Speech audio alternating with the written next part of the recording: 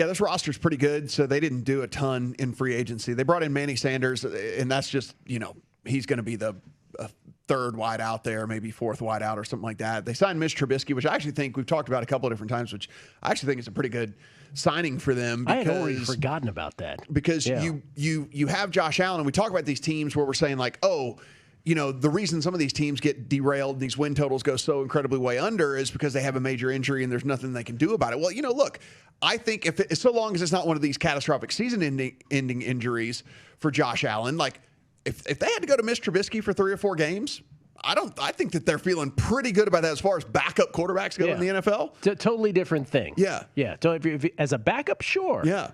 Like, I think, having that much experience and things like that, like, I think it's pretty good. Look, they were pretty deliberate in what they did in the draft. First round and second round picks, both defensive ends, because this is one of the things that we were talking about with the Bills. I mean, we know what that offense could do. Could they do more on the defensive side of the ball, specifically getting pressure on the quarterback, which is one of their real Achilles heels? So first round took Gregory Rousseau. They took Carlos Basham in the second round, both defensive ends. They're going to come in. They're going to play. They're going to go after they're going to go after the quarterback and try to get more pressure on there. And they also brought in the third round, the fifth round, which were their next 2 picks, a couple of rotational offensive line guys as well, and that'll probably see intermittent time here and there, and of course, gives them depth should they need some more people whenever if injury were to occur. If you look at this team last year, DVOA 5th ranked offense, 12th ranked defense. So I mean, you can see why they go 13-3. The advanced statistics back it up. ESPN rated them as the 4th best roster in all of football entering the 2021 season. As we head in here, again, minimal additions in free agency because the roster was already so good and talented and so deep. And so they didn't really have to do all that much. And they addressed what they were really needing there in free agency, getting those couple of defensive ends with the first 2 picks. If we look at Pro Football Focus, and we've been looking at these with all these teams that we've previewed, they have them as a number 3 power rated team heading into the season. That's probably where we would have put them most likely as well, somewhere in that range, 3-4, a 7.5% Super Bowl win probability. So really high for this Bills team. 13th rated offensive line. They were 10th in the final 2020 standings. Their 2 tackles, Deion Dawkins, Darrell Williams, were actually one of the better tandems as far as tackles go in all of the league. Really, it was, center.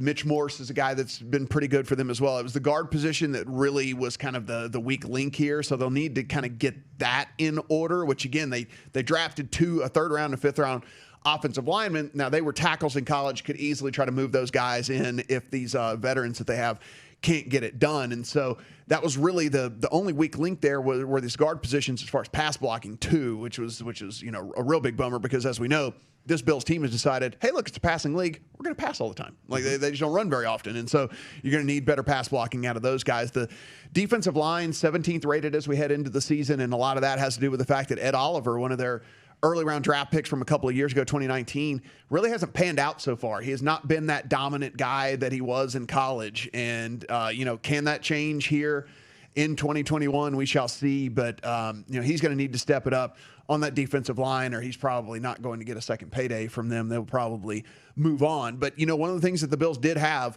on the defensive side of the ball, and this is something we talked about a lot last year, the secondary was awesome. I mean, when you look at Tre'Davious White at corner, the 2 safeties in Micah Hyde and Jordan Power, like both of those guys really, really good. You're talking about Hyde and Power, like you look at those guys, they played together for a few seasons now and averaging a league low 67 receptions on passes allowed a league low 67 receptions of passes 20 or more yards down the field over the last 4 seasons. And that's out of every single team in the NFL. So you can't pass deep on this Bills team. One of the things we saw last year is with this Bills team is they actually kind of invited you to throw underneath. That was kind of like one of the things that they decided that they were going to do. They were either going to try to trick you into running the ball, or they were going to allow you to just try to throw it underneath. They didn't want any of these long splash plays, especially with all the pass interference that was being called in the leagues and in the league last year. And it worked really good for this team. And so, really the only weaknesses here, can those guard positions pass block just a little bit better? Can this defensive line, especially these 2 draft picks that they spent